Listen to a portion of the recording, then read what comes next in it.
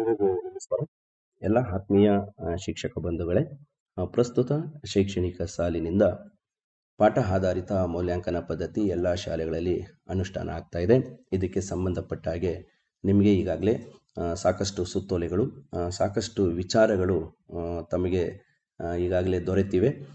ಮುಖ್ಯವಾಗಿ ಇಲಾಖಾ ವತಿಯಿಂದ ಈಗಾಗಲೇ ಪಾಠ ಆಧಾರಿತ ಮೌಲ್ಯಾಂಕನ ಪದ್ಧತಿಗೆ ಸಂಬಂಧಪಟ್ಟ ಹಾಗೆ 2 ಸಮಗ್ರವಾದ ಸುತ್ತೋಲೆಗಳು ಬಂದಿದೆ. 16/7/2025ರಂದು ಒಂದು ಸುತ್ತೋಲೆ ಬಂದಿದೆ. 17/7/2025ರಂದು ಕೂಡ ಒಂದು ಸುತ್ತೋಲೆ ಬಂದಿದೆ. ಈ 2 ಸುತ್ತೋಲೆಗಳಲ್ಲಿ ಪಾಠ ಆಧಾರಿತ ಮೌಲ್ಯಾಂಕನ ಪದ್ಧತಿಯ ಬಗ್ಗೆ ಸಾಕಷ್ಟು ವಿಚಾರಗಳನ್ನು ಆ ಸುತ್ತೋಲೆಗಳಲ್ಲಿ ಉಲ್ಲೇಖ ಮಾಡಿದ್ದಾರೆ.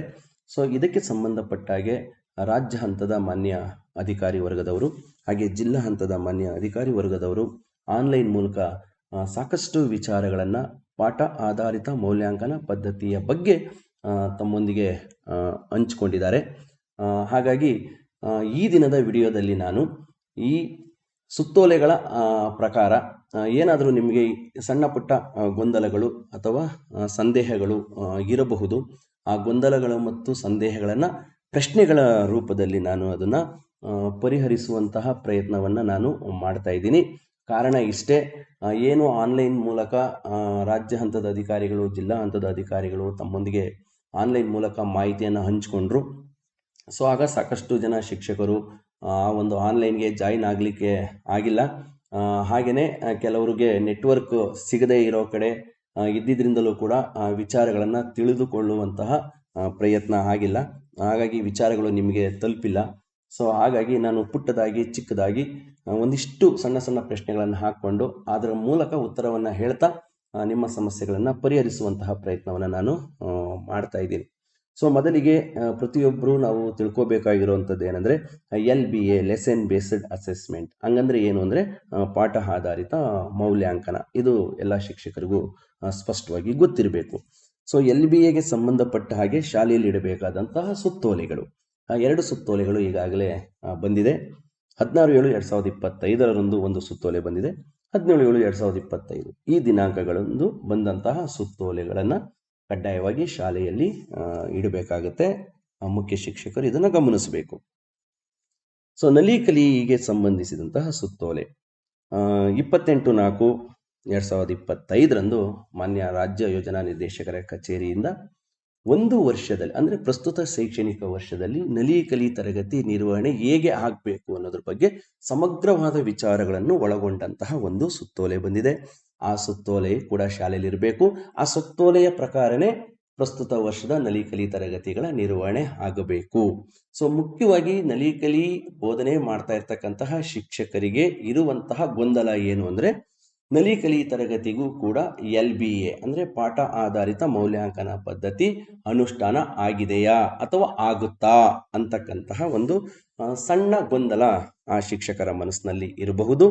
ಸೊ ಇಲ್ಲಿವರೆಗೂ ಕೂಡ ಆ ರೀತಿಯ ಆದೇಶ ಬಂದಿಲ್ಲ, ಆ ರೀತಿಯ ಸೂಚನೆ ರಾಜ್ಯ ಹಂತದಿಂದ ಅಥವಾ ಇಲಾಖಾ ವತಿಯಿಂದ ತಲುಪಿಲ್ಲ. ಸೊ 28/4/2025ರ ನಲಿಕಲಿ ಸುತ್ತೋಲೆಯಂತೆ ನಲಿಕಲಿ ಶಿಕ್ಷಕರು ತರಗತಿ ನಿರ್ವಹಣೆಯನ್ನು ಮಾಡಬೇಕು. ಅದರಲ್ಲೂ ಮುಖ್ಯವಾಗಿ ಕನ್ನಡ ಶಾಲೆಗಳಲ್ಲಿ ಅಂದರೆ ಯಾವ ಶಾಲೆಗಳಲ್ಲಿ 1ರಿಂದ 3ನೇ ತರಗತಿಗೆ ನಲಿಕಲಿ ಪದ್ಧತಿ ಅನುಷ್ಠಾನ ಆಗಿದೆಯೋ ಗಳಿಗೆ ಪಾಠ ಆಧಾರಿತ ಮೌಲ್ಯಾಂಕನ ಪದ್ಧತಿ ಅಳವಡಿಕೆ ಆಗುವುದಿಲ್ಲ. ಸೊ ಇಲ್ಲಿವರೆಗೂ ನೀವು ಹೇಗೆ ತರಗತಿ ನಿರ್ವಹಣೆ ಮಾಡಿದ್ದೀರಾ, ನಲಿಕಲಿ ತರಗತಿ ನಿರ್ವಹಣೆಯನ್ನು ಮಾಡಿದ್ದೀರಾ, ಮಾಡ್ತಾ ಇದ್ದೀರಾ, ಅದೇ ರೀತಿಯೇ ಪ್ರಸ್ತುತ ವರ್ಷದಲ್ಲೂ ಮುಂದುವರಿಯುತ್ತೆ. ನಲಿಕಲಿ ತರಗತಿಗಳಿಗೆ LBA ಅಥವಾ ಪಾಠ ಆಧಾರಿತ ಮೌಲ್ಯಾಂಕನ ಪದ್ಧತಿ ಅನುಷ್ಠಾನ ಆಗಿಲ್ಲ, ಅಳವಡಿಸುವಂತಹ ಪ್ರಯತ್ನವನ್ನು ಮಾಡಿಲ್ಲ. ಯಾಕೆ ಅಂತ ಹೇಳಿದ್ರೆ ನಲಿಕಲಿ ತರಗತಿ ಪ್ರತಿ ಹಂತದಲ್ಲೂ ಕಲಿಕೆ ನಿರಂತರವಾಗಿರುತ್ತೆ. ಕಲಿಕೆಯ ದೃಢೀಕರಣ ನಿರಂತರವಾಗಿ ಆಗುವುದರಿಂದ ಅಲ್ಲಿ ಪಾಠ ಆಧಾರಿತ ಮೌಲ್ಯಾಂಕನ ಪದ್ಧತಿಯನ್ನು ಅಳವಡಿಸುವಂತಹ ಪ್ರಯತ್ನವನ್ನು ಮಾಡಿಲ್ಲ.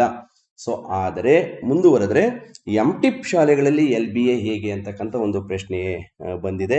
ಆ MTIP ಶಾಲೆಗಳಲ್ಲಿ 1ನೇ ತರಗತಿಯಿಂದ ಅಂದರೆ ದ್ವಿಭಾಷಾ ಮಾಧ್ಯಮದ ಶಾಲೆಗಳಲ್ಲಿ ತರಗತಿ 1ರಿಂದ ಪಾಠ ಆಧಾರಿತ ಮೌಲ್ಯಾಂಕನ ಪದ್ಧತಿ ಅನುಷ್ಠಾನ ಆಗಿದೆ. ಇಲ್ಲಿ ಯಾವುದೇ ಕಾರಣಕ್ಕೂ ಕನ್ಫ್ಯೂಸ್ ಮಾಡ್ಕೋಬಾರ್ದು. ನಲಿ ಕಲಿ ಬೋಧನಾ ಪದ್ಧತಿ ಇರುವಂತಹ ಶಾಲೆಗಳಲ್ಲಿ ಪಾಠ ಆಧಾರಿತ ಮೌಲ್ಯಾಂಕನ ಪದ್ಧತಿ ಅನುಷ್ಠಾನ ಆಗಿಲ್ಲ. ಆದರೆ ದ್ವಿಭಾಷಾ ಮಾಧ್ಯಮ ಇರುವಂತಹ ಶಾಲೆಗಳಲ್ಲಿ ತರಗತಿ 1ರಿಂದಲೂ ಪಾಠ ಆಧಾರಿತ ಮೌಲ್ಯಾಂಕನ ಪದ್ಧತಿ ಅನುಷ್ಠಾನ ಆಗಿದೆ. ಇಲ್ಲಿಗೆ ನಿಮ್ಮ ಒಂದು ಸಮಸ್ಯೆಗೆ ಉತ್ತರ ಸಿಕ್ಕಿದೆ ಅಂತ ನಾನು ಭಾವಿಸ್ತೀನಿ. ನೆಕ್ಸ್ಟ್ ಮುಂದುವರೆದರೆ, ರೂಪಣಾತ್ಮಕ ಮತ್ತು ಸಂಕಲನಾತ್ಮಕ ಮೌಲ್ಯಮಾಪನಗಳಲ್ಲಿ ಬದಲಾವಣೆ ಆಗಿದೆಯೇ? ಪಾಠ ಆಧಾರಿತ ಮೌಲ್ಯಾಂಕನ ಪದ್ಧತಿ ಅನುಷ್ಠಾನ ಆಗಿರೋದ್ರಿಂದ ಫಾರ್ಮೇಟಿವ್ ಅಸೆಸ್ಮೆಂಟು ಮತ್ತು ಸಮ್ಮೇಟಿವ್ ಅಸೆಸ್ಮೆಂಟ್ ಅಂದರೆ FA ಮತ್ತು SAಗಳಲ್ಲಿ ಏನಾದರೂ ಬದಲಾವಣೆ ಆಗಿದೆಯೇ? ಸೊ ಒಂದು ಗಮನದಲ್ಲಿ ಇಡಬೇಕು, ಪಾಠ ಆಧಾರಿತ ಮೌಲ್ಯಾಂಕನ ಪದ್ಧತಿ ಅಳವಡಿಸುತ್ತಿರೋದ್ರಿಂದ ರೂಪಣಾತ್ಮಕ ಮೌಲ್ಯಮಾಪನಗಳಲ್ಲಾಗಲಿ ಸಂಕಲನಾತ್ಮಕ ಮೌಲ್ಯಮಾಪನಗಳಲ್ಲಾಗಲಿ ಯಾವುದೇ ಬದಲಾವಣೆ ಇರುವುದಿಲ್ಲ, ಯಥಾವತ್ತಾಗಿ ಮುಂದುವರಿಯುತ್ತವೆ. ಆದರೆ ನಾವು ನಮ್ಮ ಶಿಕ್ಷಕರಲ್ಲಿರುವಂತಹ ಗೊಂದಲ ಏನು ಅಂತ ಹೇಳಿದ್ರೆ, ರೂಪಣಾತ್ಮಕ ಮೌಲ್ಯಮಾಪನಗಳಲ್ಲಿ ನಾವು ಒಂದು ಕಿರುಪರೀಕ್ಷೆಯನ್ನ ಮಾಡಬೇಕೇ ಅಂತಕ್ಕಂಥ ಪ್ರಶ್ನೆ ಇದೆ. ರೂಪಣಾತ್ಮಕ ಮೌಲ್ಯಮಾಪನವಿದೆ, ಆದರೆ ಯಾವುದೇ ಕಿರುಪರೀಕ್ಷೆಯ ಅಗತ್ಯತೆ ಇರುವುದಿಲ್ಲ. ಸೊ ರೂಪಣಾತ್ಮಕ ಮೌಲ್ಯಮಾಪನ ಅಂತ ಹೇಳಿದ್ರೆ ಏನು ಇಲಾಖೆ ನಿರ್ದಿಷ್ಟಪಡಿಸಿದ ವೇಳಾಪಟ್ಟಿ ಇದೆ, ಆ ವೇಳಾಪಟ್ಟಿಯ ಒಳಗೆ ಏನೆಲ್ಲ ಚಟುವಟಿಕೆಗಳು ನಡೆದಿರ್ತದೆ, ಆ ಎಲ್ಲ ಕಲಿಕಾ ಚಟುವಟಿಕೆಗಳನ್ನ ಕ್ರೋಢೀಕರಿಸಿ ಅದನ್ನ ಆ ಒಂದು ಮಗುವಿನ ಒಟ್ಟಾರೆ ಸಾಧನೆಯನ್ನ ನಿರ್ದಿಷ್ಟಪಡಿಸಿದ ಅಂಕಗಳಿಗೆ ಪರಿವರ್ತಿಸಿ ಶ್ರೇಣಿಯನ್ನ ದಾಖಲಿಸುವುದೇ ರೂಪಣಾತ್ಮಕ ಮೌಲ್ಯಮಾಪನ. ಹಾಗಾಗಿ ಯಾವುದೇ ಪ್ರತ್ಯೇಕ ಪರೀಕ್ಷೆಯ ಅಗತ್ಯತೆ ಇರುವುದಿಲ್ಲ. ಮುಂದುವರೆದರೆ, ರೂಪಣಾತ್ಮಕ ಮೌಲ್ಯಮಾಪನಗಳಿಗೆ ಪ್ರತ್ಯೇಕ ಪರೀಕ್ಷೆ ಮಾಡಬೇಕೇ ಬೇಡವೇ? ಈಗಾಗಲೇ ಸ್ಪಷ್ಟಪಡಿಸಿದೀವಿ. 17/7/2025 ಸುತ್ತೋಲೆಯಂತೆ ರೂಪಣಾತ್ಮಕ ಮೌಲ್ಯಮಾಪನವನ್ನ ಪ್ರತ್ಯೇಕ ಪರೀಕ್ಷೆಯ ಮಾಡುವ ಮೂಲಕ ರೂಪಣಾತ್ಮಕ ಮೌಲ್ಯಮಾಪನವನ್ನ ನಿರ್ವಹಿಸಬೇಕು ಅನ್ನುವುದ್ರ ಬಗ್ಗೆ ಯಾವುದೇ ವಿಚಾರವನ್ನ ತಿಳಿಸಿಲ್ಲ, ಅವಶ್ಯಕತೆ ಇಲ್ಲ. ಅಂದ್ರೆ ರೂಪಣಾತ್ಮಕ ಮೌಲ್ಯಮಾಪನಕ್ಕೆ ಪ್ರತ್ಯೇಕ ಪರೀಕ್ಷೆ ಮಾಡುವ ಅಗತ್ಯವಿಲ್ಲ. ಇದನ್ನ ಗಮನದಲ್ಲಿ ಇಟ್ಕೋಬೇಕು ಶಿಕ್ಷಕರು. ರೂಪಣಾತ್ಮಕ ಮೌಲ್ಯಮಾಪನ ನಿರ್ವಹಣೆ ಹೇಗೆ? ಸೊ ಇಲ್ಲಿ ಗಮನದಲ್ಲಿ ಇಡಬೇಕು, 4 ಮತ್ತು 4ರಿಂದ 8ನೇ ತರಗತಿಗೆ ರೂಪಣಾತ್ಮಕ ಮೌಲ್ಯಮಾಪನ ನಿರ್ವಹಣೆ ಹೇಗೆ ಆಗುತ್ತೆ ಅಂದ್ರೆ 4 ರೂಪಣಾತ್ಮಕ ಮೌಲ್ಯಮಾಪನಗಳು ಹೇಗೆ ನಿರ್ವಹಣೆ ಆಗ್ತವೆ ಅಂದ್ರೆ 16/6/2025ರಿಂದ 23/7/2025 ಈಗಾಗಲೇ ಇಲಾಖೆ ಈ ಒಂದು ವೇಳಾಪಟ್ಟಿಯನ್ನ ಸ್ಪಷ್ಟಪಡಿಸಿದೆ ಸುತ್ತೋಲೆಯಲ್ಲಿ. 16/6/2025ರಿಂದ 23/7/2025 ನಿರ್ವಹಿಸಿದ ಚಟುವಟಿಕೆಗಳ ಕ್ರೋಢೀಕರಣ, ಅದೇ ರೂಪಣಾತ್ಮಕ ಮೌಲ್ಯಮಾಪನ.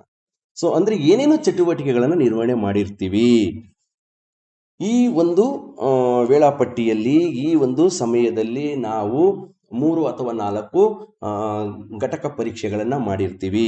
ಆ ಘಟಕ ಪರೀಕ್ಷೆಯ ಅಂಕಗಳು, ಒಂದು ಯೋಜನೆಯನ್ನ ಮಾಡಿರ್ತೀವಿ, ಅದಕ್ಕೆ ಶಿಕ್ಷಕರ ವಿವೇಚನೆಯ ಮೇರೆಗೆ ನಿರ್ದಿಷ್ಟಪಡಿಸಿದಂತಹ ಅಂಕಗಳು, ಹಾಗೆ ಒಂದಷ್ಟು ಗೃಹಪಾಠವನ್ನ ನೀಡಿರ್ತೀವಿ, ಅದಕ್ಕೆ ಶಿಕ್ಷಕರ ವಿವೇಚನೆಗೆ ನಿರ್ದಿಷ್ಟಪಡಿಸಿದ ಅಂಕಗಳು, ಅಭ್ಯಾಸ ಪುಸ್ತಕ ಚಟುವಟಿಕೆಗಳನ್ನ ಮಾಡಿರ್ತೀವಿ, ಅದಕ್ಕೆ ನಿರ್ದಿಷ್ಟಪಡಿಸಿದಂತಹ ಅಂಕಗಳು, ಇತರೆ ಚಟುವಟಿಕೆಗಳು, ಅದಕ್ಕೆ ನಿರ್ದಿಷ್ಟಪಡಿಸಿದಂತಹ ಅಂಕಗಳು. ಅಂದ್ರೆ ಗಮನದಲ್ಲಿ ಇಟ್ಕೋಬೇಕು, ಘಟಕ ಪರೀಕ್ಷೆಗಳನ್ನ ಕಡ್ಡಾಯವಾಗಿ 25 ಅಂಕಗಳಿಗೆ ನಾವು ಮಾಡ್ತೀವಿ. ಆದರೆ ಯೋಜನೆಗೆ ಇಷ್ಟೇ ಅಂಕಗಳು ಅಂತ ಹೇಳಿ ಇಲಾಖೆ ನಿರ್ದಿಷ್ಟಪಡಿಸಿಲ್ಲ, ಅದನ್ನ ಶಿಕ್ಷಕರ ವಿವೇಚನೆಗೆ ಬಿಟ್ಟಿದೆ.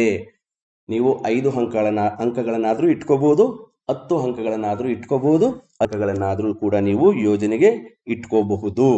ಸೊ ಹಾಗೇನೆ ಗೃಹ ಪಾಠಕ್ಕೆ ಕೂಡ ಇಷ್ಟೇ ಅಂಕಗಳು ಅಂತೇಳಿ ಇಲಾಖೆ ನಿರ್ದಿಷ್ಟಪಡಿಸಿಲ್ಲ, ಶಿಕ್ಷಕರ ವಿವೇಚನೆಗೆ ಬಿಟ್ಟಿದೆ. ನೀವು ಒಟ್ಟಾರೆಯಾಗಿ ಇಷ್ಟು ಅಂಕಗಳನ್ನ ನೀವು ಒಟ್ಟು ಅಂಕಗಳಾಗಿ ನೀವು ಗುರುತಿಸ್ಕೋಬಹುದು. ಹಾಗೇನೆ ಅಭ್ಯಾಸ ಪುಸ್ತಕ ಚಟುವಟಿಕೆಗಳು, ಅದರ ನಿರ್ವಹಣೆಗೂ ಕೂಡ ಇಷ್ಟೇ ಅಂಕಗಳು ಅಂತೇಳಿ ನಿರ್ದಿಷ್ಟಪಡಿಸಿಲ್ಲ, ಅದನ್ನು ಶಿಕ್ಷಕರ ವಿವೇಚನೆಗೆ ಬಿಟ್ಟಿದೆ. ಇತರೆ ಚಟುವಟಿಕೆಗಳು, ಅದಕ್ಕೂ ಕೂಡ ಅಂಕಗಳನ್ನ ನಿರ್ದಿಷ್ಟಪಡಿಸಿಲ್ಲ, ಅದನ್ನು ಕೂಡ ಶಿಕ್ಷಕರ ವಿವೇಚನೆಗೆ ಬಿಟ್ಟಿದ್ದು. ಹಾಗಾಗಿ ಶಿಕ್ಷಕರು ಯೋಜನೆ, ಗೃಹಪಾಠ, ಅಭ್ಯಾಸ ಪುಸ್ತಕ ಚಟುವಟಿಕೆಗಳು, ಇತರೆ ಚಟುವಟಿಕೆಗಳಿಗೆ ಶಿಕ್ಷಕರ ವಿವೇಚನೆಯಂತೆ ಅಂಕಗಳನ್ನು ನಿರ್ದಿಷ್ಟಪಡಿಸಿಕೊಂಡು, ಹಾಗೆ ಘಟಕ ಪರೀಕ್ಷೆಗಳ ಒಟ್ಟಾರೆ ಅಂಕಗಳನ್ನ ತಾವು ಕ್ರೋಢೀಕರಿಸಿ ಆ ಒಟ್ಟಾರೆ ಅಂಕಗಳಿಗೆ ಮಗು ಚಟುವಟಿಕೆವಾರು ಪಡೆದಂತಹ ಅಂಕಗಳನ್ನ ಒಟ್ಟಾರೆಯಾಗಿ ಅದನ್ನು ಕನ್ಸಾಲಿಡೇಟ್ ಮಾಡಿ ಪರಿವರ್ತಿಸ್ಬಿಟ್ಟು ಅಂದರೆ ಮಗು ಪಡೆದ ಅಂಕಗಳನ್ನು ಕ್ರೋಢೀಕರಿಸಿ ಕಿರಿಯ ತರಗತಿಗಳಿಗೆ 15%, ಹಿರಿಯ ತರಗತಿಗಳಿಗೆ 10%ಗೆ ಪರಿವರ್ತಿಸಿ ಇಲಾಖಾ ವೇಳಾಪಟ್ಟಿಯಂತೆ ರೂಪಣಾತ್ಮಕ ಮೌಲ್ಯಮಾಪನ ನಿರ್ವಹಿಸಿ ಸ್ಯಾಟ್ಸ್ನಲ್ಲಿ ದಾಖಲಿಸುವುದು. ಇದೇ ರೀತಿ ಎಲ್ಲ ರೂಪಣಾತ್ಮಕ ಮೌಲ್ಯಮಾಪನಗಳು ಕೂಡ ಇದೇ ರೀತಿ ಮುಂದುವರಿಯುತ್ತವೆ. ಇದನ್ನು ಗಮನದಲ್ಲಿ ತಾವು ಇಟ್ಕೋಬೇಕಾಗುತ್ತೆ. ಸೊ ನೆಕ್ಸ್ಟ್ 9 ಮತ್ತು 10ನೇ ತರಗತಿಗಳಿಗೆ ರೂಪಣಾತ್ಮಕ ಮೌಲ್ಯಮಾಪನ ಹೇಗೆ? ಸೊ 9, 10ನೇ ತರಗತಿಗಳಿಗೆ ರೂಪಣಾತ್ಮಕ ಮೌಲ್ಯಮಾಪನದಲ್ಲಿ ಒಂದಿಷ್ಟು ಬದಲಾವಣೆ ಏನು ಅಂತ ಹೇಳಿದ್ರೆ 16/6/2025ರಿಂದ 23/7/2025ರವರೆಗಿನ ಘಟಕ ಪರೀಕ್ಷೆಗಳ ಒಟ್ಟು ಅಂಕಗಳು, ಅಲ್ಲೂ ಕೂಡ ಘಟಕ ಪರೀಕ್ಷೆಗಳನ್ನು ಮಾಡ್ತೀರಾ, ಅದರ ಅಂಕಗಳು, ಹಾಗೆಯೇ 2 ಚಟುವಟಿಕೆಗಳನ್ನು ನೀಡ್ತೀರಾ. ಈ ಹಿಂದೆ ಕೂಡ ನಿಮಗೆ ಇದೇ ಪದ್ಧತಿ ಚಾಲ್ತಿಯಲ್ಲಿತ್ತು. 2 ಚಟುವಟಿಕೆಗಳನ್ನು ನೀಡ್ತೀರಾ, 1 ಯೋಜನೆಯನ್ನು ನೀಡ್ತೀರಾ, ಹಾಗೆಯೇ 20 ಅಂಕಗಳಿಗೆ 1 ಲಿಖಿತ ಪರೀಕ್ಷೆಯನ್ನು ಮಾಡಿ ಮಗುವಿನ ಒಟ್ಟಾರೆ ಸಾಧನೆಯನ್ನು ನಿರ್ದಿಷ್ಟಪಡಿಸಿದ ಅಂಕಗಳಿಗೆ ಪರಿವರ್ತಿಸಿ ಮಗು ಪಡೆದಂತಹ ಶ್ರೇಣಿಯನ್ನು ಸ್ಯಾಟ್ಸ್ಗೆ ಎಂಟ್ರಿ ಮಾಡುವುದು. ಇದನ್ನು 9, 10ನೇ ತರಗತಿ ಬೋಧನೆ ಮಾಡ್ತಕ್ಕಂಥ ಶಿಕ್ಷಕರು ಗಮನದಲ್ಲಿ ಇಟ್ಕೋಬೇಕು. ಸಂಕಲನಾತ್ಮಕ ಮೌಲ್ಯಮಾಪನ ನಿರ್ವಹಣೆ ಹೇಗೆ? ಇದು ಮುಖ್ಯವಾದ ಪ್ರಶ್ನೆ. 4 ಮತ್ತು 5ನೇ ತರಗತಿ ಬೋಧನೆ ಮಾಡ್ತಾ ಇರ್ತಕ್ಕಂಥ ಶಿಕ್ಷಕರು ಸಂಕಲನಾತ್ಮಕ ಮೌಲ್ಯಮಾಪನವನ್ನು ಹೇಗೆ ನಿರ್ವಹಣೆ ಮಾಡಬೇಕು? ಮೊದಲಿಗೆ 16/6/2025ರಿಂದ 11/9/2025ರವರೆಗೆ ಚೆನ್ನಾಗಿ ನೆನಪಿನಲ್ಲಿ ಇಟ್ಕೋಬೇಕು. 16/6/2025ರಿಂದ 11/9/2025ರವರೆಗೆ ಭಾಷೆ ಮತ್ತು ಕೋರ್ ವಿಷಯಗಳಿಗೆ 10 ಅಂಕಗಳಿಗೆ ಮೌಖಿಕ, 40 ಅಂಕಗಳಿಗೆ ಲಿಖಿತ ಪರೀಕ್ಷೆಯನ್ನು ನೀಡಿ ಮೌಲ್ಯಮಾಪನ ಮಾಡಿ ಒಟ್ಟಾರೆ ಅದನ್ನು 20 ಅಂಕಗಳಿಗೆ ಪರಿವರ್ತಿಸಿ ಮಗು ಪಡೆದಂತಹ ಶ್ರೇಣಿಯನ್ನು SATS ತಂತ್ರಾಂಶದಲ್ಲಿ ವಿಷಯವಾರು ನಮೂದಿಸಬೇಕು. ಅಲ್ಲಿಗೆ 4, 5ನೇ ತರಗತಿಗೆ ಸಂಬಂಧಪಟ್ಟ ಹಾಗೆ ಶಿಕ್ಷಕರು ಇದನ್ನು ಗಮನದಲ್ಲಿ ಇಟ್ಕೋಬೇಕು. 6 ಮತ್ತು 6ರಿಂದ 8ನೇ ತರಗತಿಗೆ ಬೋಧನೆ ಮಾಡ್ತಾ ಇರ್ತಕ್ಕಂತಹ ಶಿಕ್ಷಕರು ಸಂಕಲನಾತ್ಮಕ ಮೌಲ್ಯಮಾಪನವನ್ನು ಹೇಗೆ ಮಾಡಬೇಕು? 16/6/2025ರಿಂದ 11/9/2025ರವರೆಗೆ ಭಾಷೆ ಮತ್ತು ಕೋರ್ ವಿಷಯಗಳಿಗೆ 10 ಮೌಖಿಕ, 40 ಅಂಕಗಳಿಗೆ ಲಿಖಿತ ಪರೀಕ್ಷೆಯನ್ನು ನೀಡಿ ಮೌಲ್ಯಮಾಪನವನ್ನು ಮಾಡಿ ಮಗು ಪಡೆದಂತಹ ಒಟ್ಟಾರೆ ಅಂಕಗಳನ್ನು 30 ಅಂಕಗಳಿಗೆ ಪರಿವರ್ತಿಸಿ ಮಗು ಪಡೆದಂತಹ ಶ್ರೇಣಿಯನ್ನು SATS ತಂತ್ರಾಂಶದಲ್ಲಿ ಇಂದೀಕರಿಸಬೇಕು. ಸೊ ನಂತರ 9 ಮತ್ತು 10ನೇ ತರಗತಿ ವಿದ್ಯಾರ್ಥಿಗಳಿಗೆ ಸಂಕಲನಾತ್ಮಕ ಮೌಲ್ಯಮಾಪನ ಹೇಗೆ ನಿರ್ವಹಿಸಬೇಕು? 16/6/2025ರಿಂದ 11/9/2025ರವರೆಗೆ ಕನ್ನಡ ಭಾಷೆಗೆ 100 ಅಂಕಗಳ ಪ್ರಶ್ನೆ ಪತ್ರಿಕೆ, ದ್ವಿತೀಯ ಮತ್ತು ತೃತೀಯ ಭಾಷೆ ಹಾಗೂ ಕೋರ್ ವಿಷಯಗಳಿಗೆ 80 ಅಂಕಗಳಿಗೆ ಪ್ರಶ್ನೆ ಪತ್ರಿಕೆಗಳನ್ನು ನೀಡಿ ಮೌಲ್ಯಮಾಪನವನ್ನು ಮಾಡಿ ನಿರ್ದಿಷ್ಟಪಡಿಸಿದ ಅಂಕಗಳಿಗೆ ಪರಿವರ್ತಿಸಿ ಮಗು ಪಡೆದಂತಹ ಶ್ರೇಣಿಯನ್ನು ಸ್ಯಾಟ್ಸ್ ತಂತ್ರಾಂಶದಲ್ಲಿ ಇಂದೀಕರಿಸಬೇಕು. ಸೊ ಈ ರೀತಿ ಸಂಕಲನಾತ್ಮಕ ಮೌಲ್ಯಮಾಪನಗಳನ್ನು ನಿರ್ವಹಣೆ ಮಾಡಬೇಕಾಗುತ್ತೆ. ಮುಂದುವರೆದರೆ LBA ಎಲ್ಲ ಶಾಲೆಗಳಿಗೂ ಅನ್ವಯಿಸುವುದೇ? ಸೊ ಇದು ವೆರಿ ಇಂಪಾರ್ಟೆಂಟ್ ಕ್ವಶನ್ನು. ರಾಜ್ಯ ಪಠ್ಯಕ್ರಮ ಅನುಸರಿಸುತ್ತಿರುವ ಸರ್ಕಾರಿ ಅನುದಾನಿತ ಅನುದಾನ ರಹಿತ ಶಾಲೆಗಳಿಗೆ ಕಡ್ಡಾಯವಾಗಿ ಇದು ಅನ್ವಯ ಆಗುತ್ತೆ. ನಲಿಕಲಿ ತರಗತಿಗೆ ರೂಪಣಾತ್ಮಕ ಮೌಲ್ಯಮಾಪನಕ್ಕೆ ಪ್ರತ್ಯೇಕ ಪರೀಕ್ಷೆ ಮಾಡಬೇಕೇ? 1ರಿಂದ 3ನೇ ತರಗತಿ ಮಕ್ಕಳಿಗೆ, ಅಂದರೆ ಯಾವ ಶಾಲೆಗಳಲ್ಲಿ ನಲಿಕಲಿ ಪದ್ಧತಿ ಇದೆ ಆ ಶಾಲೆಯಲ್ಲಿ 1ರಿಂದ 3ನೇ ತರಗತಿ ಮಕ್ಕಳಿಗೆ ಯಾವುದೇ ಪ್ರತ್ಯೇಕ ಪರೀಕ್ಷೆಯನ್ನು ರೂಪಣಾತ್ಮಕ ಮೌಲ್ಯಮಾಪನಗಳಿಗೆ ಮಾಡುವಂತಹ ಅವಶ್ಯಕತೆ ಇಲ್ಲ. ಆ ವೇಳಾಪಟ್ಟಿಯಲ್ಲಿ ನೀವು ಎಷ್ಟೆಲ್ಲ ಮೈಲಿಗಲ್ಲು ಚಟುವಟಿಕೆಗಳನ್ನು ಸಾಧಿಸಿರ್ತೀರ, ಮಕ್ಕಳ ಒಂದು ಪ್ರಗತಿ ನೋಟದಲ್ಲಿ ಪ್ರತಿದಿನ ಮಕ್ಕಳ ಕಲಿಕೆಯನ್ನು ದೃಢೀಕರಿಸಿ ಅಲ್ಲಿ ದಾಖಲಿಸಿರ್ತೀರ. ಸೊ ಅದರ ಆಧಾರದ ಮೇಲೆನೆ ನೀವು ರೂಪಣಾತ್ಮಕ ಮೌಲ್ಯಮಾಪನಕ್ಕೆ ತಾವು ಮಗುವಿನ ಶ್ರೇಣಿಯನ್ನು ತಾವು ಸ್ಯಾಟ್ಸ್ ತಂತ್ರಾಂಶದಲ್ಲಿ ಇಂದೀಕರಿಸಬೇಕಾಗತ್ತೆ. ಆದರೆ ಯಾವುದೇ ಪ್ರತ್ಯೇಕ ಪರೀಕ್ಷೆ ಮಾಡುವ ಅಗತ್ಯತೆ ಇಲ್ಲ. ರೂಪಣಾತ್ಮಕ ಹಾಗೂ ಸಂಕಲನಾತ್ಮಕ ಮೌಲ್ಯಮಾಪನ ಶ್ರೇಣಿಗಳನ್ನು ಎಂಟ್ರಿ ಮಾಡುವುದು ಹೇಗೆ? ಸೊ ಈ ಹಿಂದೆ ಹೇಗೆ ಮುಖ್ಯ ಶಿಕ್ಷಕರು ಸ್ಯಾಟ್ಸ್ ತಂತ್ರಾಂಶಕ್ಕೆ ಅವರದೇ ಆದ ಯೂಸರ್ ನೇಮ್ ಮತ್ತು ಪಾಸ್ವರ್ಡನ್ನು ಹಾಕಿ ಎಂಟ್ರಿ ಆಗ್ತಾ ಇದ್ದೀರಾ. ಸೊ ಇವಾಗ ಏನಾಗುತ್ತೆ, OTP ಮೂಲಕ ತಾವು ಲಾಗಿನ್ ಆಗ್ತೀರಾ ಮುಖ್ಯ ಶಿಕ್ಷಕರು. ಹಾಗೆಯೇ ತಾವು ಸ್ಯಾಟ್ಸ್ ತಂತ್ರಾಂಶಕ್ಕೆ ಲಾಗಿನ್ ಆಗಿ ಫಾರ್ಮೇಟಿವ್ ಅಸೆಸ್ಮೆಂಟ್ ಆಗಿರ್ಬೋದು, ಸಮ್ಮೇಟಿವ್ ಅಸೆಸ್ಮೆಂಟ್ನಲ್ಲಿ ಮಗು ಪಡೆದಂತಹ ಶ್ರೇಣಿಗಳನ್ನು ನೀವು ಎಂಟ್ರಿ ಮಾಡಬೇಕು. FA ಮತ್ತು SA ಶ್ರೇಣಿಗಳನ್ನು ಸ್ಯಾಟ್ಸ್ನಲ್ಲಿ ಶ್ರೇಣಿಗಳನ್ನು ದಾಖಲಿಸಲು ಇರುವ ಸಮಯ ಇದು ತುಂಬ ಮುಖ್ಯ. ಯಾಕೆಂದರೆ ಇಲ್ಲಿವರೆಗೂ ಕೂಡ ನಾವು ವರ್ಷದ ಕೊನೆಯಲ್ಲಿ FA1, FA2, SA1, FA3, FA4, SA2 ನಾವು ಶ್ರೇಣಿಗಳನ್ನು ದಾಖಲಿಸ್ತಾ ಇದ್ವು. ಆದರೆ ಈ ವರ್ಷದಿಂದ ಅದು ಬದಲಾವಣೆಯಾಗಿದೆ. ಈಗ ಏನು ವೇಳಾಪಟ್ಟಿ ಇಲಾಖೆ ನೀಡಿದೆ, ಅಂದರೆ ರೂಪಣಾತ್ಮಕ ಮೌಲ್ಯಮಾಪನಗಳ ವೇಳಾಪಟ್ಟಿ, ಸಂಕಲನಾತ್ಮಕ ಮೌಲ್ಯಮಾಪನಗಳ ವೇಳಾಪಟ್ಟಿ ಈಗಾಗಲೇ ಸುತ್ತೋಲೆನಲ್ಲಿ ಬಂದಿದೆ. ಅದರ ಪ್ರಕಾರ ರೂಪಣಾತ್ಮಕ, ಸಂಕಲನಾತ್ಮಕ ಮೌಲ್ಯಮಾಪನಗಳನ್ನು ಮಾಡಿದ 7 ದಿನಗಳ ಒಳಗಾಗಿ ಮಗುವಿನ ಶ್ರೇಣಿಗಳನ್ನು ನಾವು ಸ್ಯಾಟ್ಸ್ ತಂತ್ರಾಂಶದಲ್ಲಿ ಇಂದೀಕರಿಸಬೇಕು. ಒಂದು ವೇಳೆ 7 ದಿನಗಳೊಳಗೆ ನಾವು ಇಂದೀಕರಿಸದೆ ಹೋದರೆ ಸೊ ನಿಮಗೆ ಆ ಒಂದು ಆಪ್ಷನನ್ನು ಅವರು ಫ್ರೀಸ್ ಮಾಡ್ತಾರೆ. ಫ್ರೀಸ್ ಮಾಡಿದ್ರೆ ಅದು ಲಾಕ್ ಆಗುತ್ತೆ. ಆಗ ನೀವು ಮಗುವಿನ ಶ್ರೇಣಿಗಳನ್ನು ದಾಖಲಿಸಲು ಸಾಧ್ಯವಾಗುವುದಿಲ್ಲ. ಇದನ್ನು ದಯವಿಟ್ಟು ಮುಖ್ಯ ಶಿಕ್ಷಕರು ಗಮನದಲ್ಲಿ ಇಟ್ಕೋಬೇಕು. ಫಾರ್ಮೇಟಿವ್, ಸಮ್ಮೇಟಿವ್ ಅಸೆಸ್ಮೆಂಟು ವೇಳಾಪಟ್ಟಿಯಂತೆ ನಿರ್ವಹಣೆ ಆಗುತ್ತೆ. ಅದಾದ 7 ದಿನಗಳೊಳಗಾಗಿ ಮಗುವಿನ ಸ್ಯಾಟ್ಸ್ ತಂತ್ರಾಂಶದಲ್ಲಿ ಕಡ್ಡಾಯವಾಗಿ ತಾವು ಹಿಂದೀಕರಿಸಬೇಕು. ಇಲ್ಲಿ ಯಾವುದೇ ಅವಕಾಶ ನೀಡಿಲ್ಲ. 7 ದಿನಗಳೊಳಗಾಗಿ ನೀವೇನಾದರೂ ಹಿಂದೀಕರಿಸದೆ ಹೋದರೆ ಅದು ಫ್ರೀಸ್ ಆಗುತ್ತೆ. ಇದನ್ನು ಗಮನದಲ್ಲಿ ಇಟ್ಕೊಳ್ಳಿ. ನೆಕ್ಸ್ಟ್ ಮುಂದುವರೆದ್ರೆ 4 ಮತ್ತು 5ನೇ ತರಗತಿ ಘಟಕ ಪರೀಕ್ಷೆಯ ಒಟ್ಟು ಅಂಕಗಳು ಎಷ್ಟು? ಇದು ಕೂಡ ಒಂದು ಸಣ್ಣ ಗೊಂದಲ ಶಿಕ್ಷಕರಲ್ಲಿ. ಅಂದರೆ ಏನು, 6ರಿಂದ 10ನೇ ತರಗತಿಗೆ ನಾವು ಹೇಳ್ತಾ ಇರೋದೇನು, ಘಟಕ ಪರೀಕ್ಷೆಯಲ್ಲಿ 20 ಅಂಕಗಳಿಗೆ ಆ ಘಟಕಕ್ಕೆ ಸಂಬಂಧಿಸಿದಂತಹ ಪ್ರಶ್ನೆಗಳು, ಇನ್ನು 5 ಅಂಕಗಳನ್ನು ಮರುಸಿಂಚನ ಕಾರ್ಯಕ್ರಮದಿಂದ ತೆಗೆದುಕೊಂಡು ಒಟ್ಟಾರೆಯಾಗಿ 25 ಅಂಕಗಳಿಗೆ ಪ್ರಶ್ನೆ ಪತ್ರಿಕೆಯನ್ನು ಸಿದ್ಧಪಡಿಸಿ ನಾವು ಘಟಕ ಪರೀಕ್ಷೆಯನ್ನು ನಿರ್ವಹಣೆ ಮಾಡಬೇಕು ಅಂತ ಹೇಳಿ ಈಗಾಗಲೇ ಸುತ್ತೋಲೆನಲ್ಲಿ ಹೇಳಿದೆ. ಆದರೆ 4, 5ನೇ ತರಗತಿಯವರಿಗೆ ಇಲ್ಲಿ 25 ಅಂಕಗಳಿಗೂ ಕೂಡ ನೀವು ಆ ಘಟಕಕ್ಕೆ ಸಂಬಂಧಿಸಿದಂತಹ ಪ್ರಶ್ನೆಗಳನ್ನೇ ತೆಗೆದುಕೊಳ್ಳಬೇಕು. 25 ಅಂಕಗಳಿಗೂ ಆ ಘಟಕಕ್ಕೆ ಸಂಬಂಧಿಸಿದ ಪ್ರಶ್ನೆಗಳನ್ನೇ ತೆಗೆದುಕೊಳ್ಳಬೇಕು. ಯಾಕೆ ಅಂತ ಹೇಳಿದ್ರೆ 4 ಮತ್ತು 5ನೇ ತರಗತಿಯವರಿಗೆ ಮರುಸಿಂಚನ ಕಾರ್ಯಕ್ರಮ ಅನ್ವಯ ಆಗುವುದಿಲ್ಲ. ಇದನ್ನ ಗಮನದಲ್ಲಿ ಇಟ್ಕೋಬೇಕು. ಆ ಪ್ರಶ್ನೆಗಳು ನಿಮಗೆ ಎಲ್ಲಿ ಸಿಗುತ್ತೆ ಅಂತ ಹೇಳಿದ್ರೆ ಪ್ರತಿ ವಿಷಯದ, ಪ್ರತಿ ಘಟಕದ ಪ್ರಶ್ನೆ ಕೋಟಿಯನ್ನು ಈಗಾಗಲೇ DSCRT ವೆಬ್ಸೈಟಲ್ಲಿ ಅಪ್ಲೋಡ್ ಮಾಡಿದ್ದಾರೆ. ಅಲ್ಲಿರುವಂತಹ ಪ್ರಶ್ನೆಗಳನ್ನೇ ನೀವು ತೆಗೆದುಕೊಂಡು ಒಂದು ಪ್ರಶ್ನೆ ಪತ್ರಿಕೆಯನ್ನು ಸಿದ್ಧಪಡಿಸಿ 25 ಅಂಕಗಳಿಗೆ ಪ್ರಶ್ನೆ ಪತ್ರಿಕೆಯನ್ನು ನೀಡಿ ನೀವು ಘಟಕ ಪರೀಕ್ಷೆಯನ್ನು ನಿರ್ವಹಣೆ ಮಾಡಬೇಕಾಗುತ್ತೆ. ಘಟಕ ಪರೀಕ್ಷೆಗಳನ್ನು ನೀಲಿ ನಕಾಶೆಯಂತೆ ನಿರ್ವಹಿಸಬೇಕೇ? ಇದು ತುಂಬ ಮುಖ್ಯವಾದಂತಹ ಪ್ರಶ್ನೆ. 17/7/2025 ಸುತ್ತೋಲೆಯಲ್ಲಿ ತಿಳಿಸಲಾಗಿದೆ. ಪ್ರತಿ ಶಿಕ್ಷಕರು ಘಟಕ ಪರೀಕ್ಷೆಯನ್ನು ಬ್ಲೂ ಪ್ರಿಂಟ್ ಆಧಾರದಲ್ಲಿ ನಿರ್ವಹಣೆ ಮಾಡಬೇಕು. ಅಂದರೆ ಬ್ಲೂ ಪ್ರಿಂಟ್ ಹಾಕಿಕೊಂಡು ಪ್ರಶ್ನೆ ಪತ್ರಿಕೆಯನ್ನು ಸಿದ್ಧಪಡಿಸಿಕೊಳ್ಳಬೇಕು. ಹಾಗಾದರೆ ಬ್ಲೂ ಪ್ರಿಂಟ್ ನಿಮಗೆ ಎಲ್ಲಿ ಸಿಗುತ್ತೆ? ಏನು DSCRT ವೆಬ್ಸೈಟಲ್ಲಿ ಈಗಾಗಲೇ ಪ್ರಶ್ನೆ ಕೋಟಿಯನ್ನು ಅಪ್ಲೋಡ್ ಮಾಡಿದ್ದಾರೆ. ಅಪ್ಲೋಡ್ ಮಾಡಿರ್ತಕ್ಕಂಥ ಪ್ರಶ್ನೆ ಕೋಟಿಯನ್ನು ತಾವು ಡೌನ್ಲೋಡ್ ಮಾಡಿಕೊಂಡಾಗ ಅಲ್ಲಿ ಮೊದಲ ಪುಟದಲ್ಲೇ ಆ ಘಟಕಕ್ಕೆ ಸಂಬಂಧಿಸಿದ, ಅಂದರೆ ಆ ಘಟಕಕ್ಕೆ ಸಂಬಂಧಪಟ್ಟ ಹಾಗೆ ಏನು ಪ್ರಶ್ನೆ ಕೋಟಿಗಳಿದೆ ಅದಕ್ಕೆ ಸಂಬಂಧಪಟ್ಟಂತಹ ಬ್ಲೂ ಪ್ರಿಂಟನ್ನು ಅಲ್ಲೇ ನೀಡಲಾಗಿದೆ.